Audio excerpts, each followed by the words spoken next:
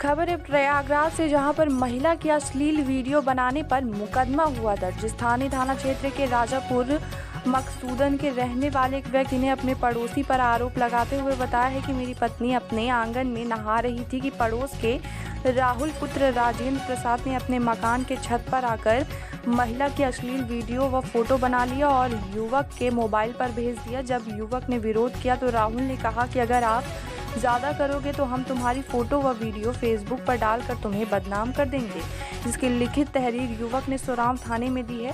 तहरीर मिलते ही थाना प्रभारी सोराव ने मुकदमा पंजीकृत करते हुए अग्रिम कार्यवाही शुरू कर दी है।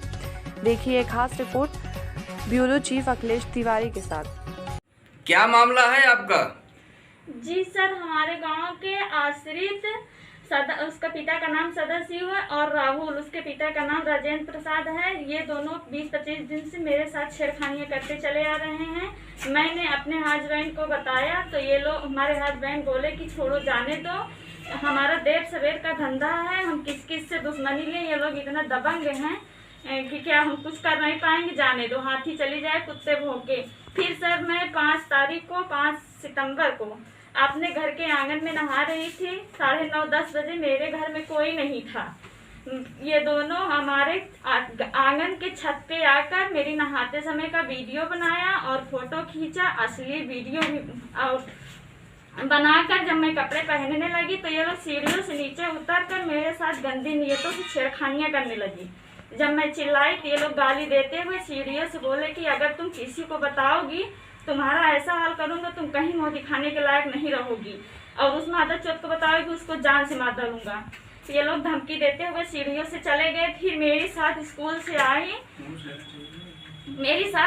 आई, मैंने उनको बताई सारी बात तो बोली कभी इनके घर शिकायत। क्या करती हैं स्कूल में आपकी सास? रसोइया है सर, खाना बनाती हैं।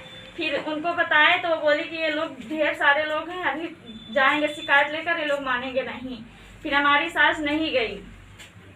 तब कुछ घंटों बाद ये लोग हमारे मोबाइल पर जो फोटो वीडियो और अश्लील वीडियो और कई हमारे फोन पर भेजे। मैं बहुत घबरा गई थी, मैं बहुत डर गई थी। फिर अपनी सास को दिखाई, जब दिखाई तो हमारी सास उनके घर जा आश्रित के और राहुल के घर जाके शिकायत की।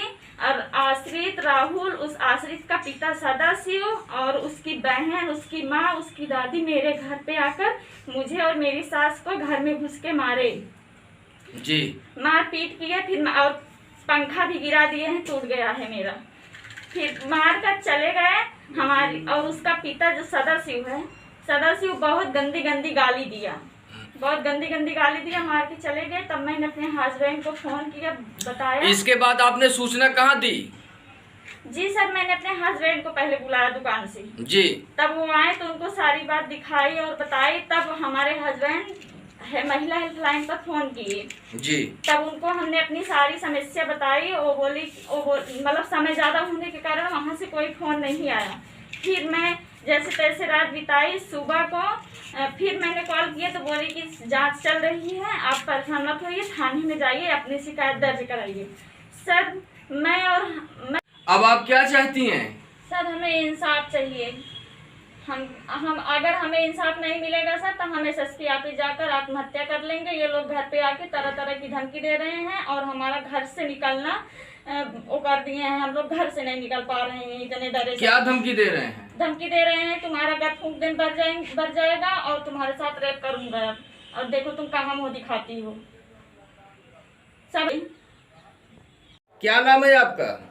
रूपनाथ पाल सर, मैं इनके हस्बैंड हूँ, वंदना का।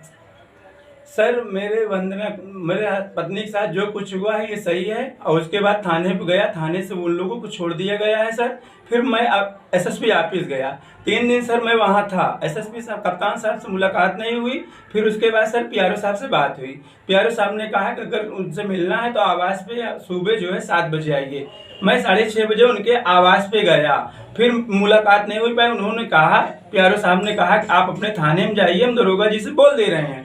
फिर उसके बाद सर मैं दरोगा जी के पास गया तो वो कहेंगे 61 का बयान होगा, ऐसा कुछ होगा, यही सब करके वो कर दिए। मेरी मैडम परेशान है, उसको तरह तरह से धमकियां अभी भी मिल रही हैं सर। वो कह रही कि अगर हमारे साथ अगर इंसाफ नहीं होगा तो मैं वो करूंगा। सर इसके माँ बाप मेरे ऊपर सौंपे हैं तो मेरा उसका रक्षा करना मेरा फर्ज है। मुझे न्याय चाहिए। प्रशासन से मैं उच्च अधिकारियों से कहना चाहती हूँ कि मेरे साथ इंसाफ हो, नहीं तो मैं पति पत्नी दोनों एसएसपी ऑफिस में आकर आत्महत्या कर लूँगा। मेरे साथ कुछ ना होने के कारण मैं गांव के अभी भी दबंग लोग तरह तरह के अफवाह फैला रहे हैं कि वो ऐसी थी, वो ऐसी थी। इसी तरह मैं सर किसको कहाँ मुँह वो दिखाए, हम लोग को घर से बाहर निकलना लांछन लगा रहे हैं। जी जी जी, तरह तरह के वो थे और गांव में कई तरह से लोग ये ऐसी थी वैसी थी और ये झूठा कर रही है। जो भी है सर, अगर मेरे हम लोग के साथ अगर न्याय नहीं होगा तो हम एसएसपी ऑफिस पे जाकर आत्महत्या कर लेंगे। हमारे साथ कुछ ना होने के कारण हम जो है मीडिया का सहारा लिया।